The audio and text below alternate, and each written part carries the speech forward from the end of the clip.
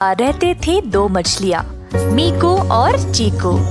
वह एक मेंढक तारा और उसकी पत्नी के साथ रहते थे। सब लोग तालाब के तट के पास साथ साथ रहा करते थे। एक शाम उन्होंने कुछ मछुआरों को उनकी ओर आते हुए देखा। उनके पास थे बड़ी बड़ी जालें और टोकरियां मछलियों से भरे हुए, जिनको इन मछुआरों ने पकड़ा था।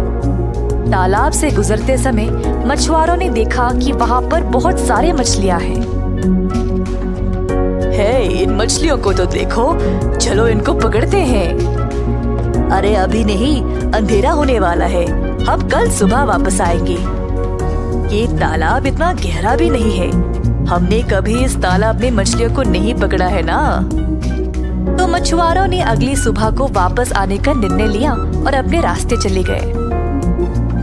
तुम लोगों ने सुना, हमें यहाँ से जितनी जल्दी हो सके भाग जाना चाहिए।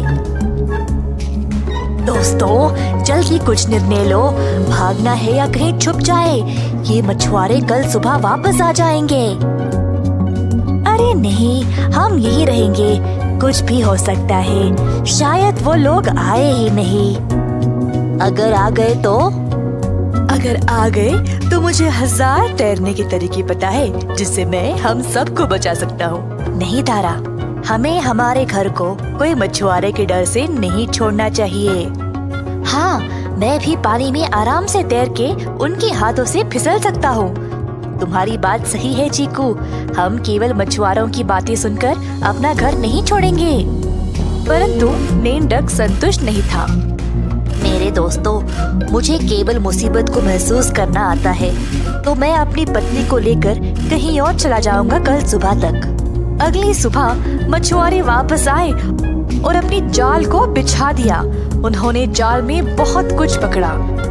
मीकू और चीकू ने छूटने की बहुत कोशिश की, पर उनकी कोई भी चाल काम नहीं आई।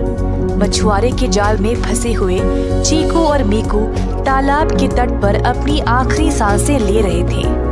अरे नहीं, इस जाल से छूटना नामुमकिन है। अब क्या करूं मैं? बस यहाँ से निकल पाता। मैं कितना बेवकूफ हूँ, मैंने सोचा कि मैं बच जाऊंगा। हम फंस गए भाई, खत्म हो चुके। तारा ने ठीक किया यहाँ से भागकर। और ये कहकर चीकू और मीकू ने हमेशा के लिए अपनी आंखें बंद कर ली। इन सब मछलियों को इस टोकरी में डालना, इन दोनों को तो हम अलग से बेचेंगे। हाँ, इनकी अच्छी रकम मिलेगी।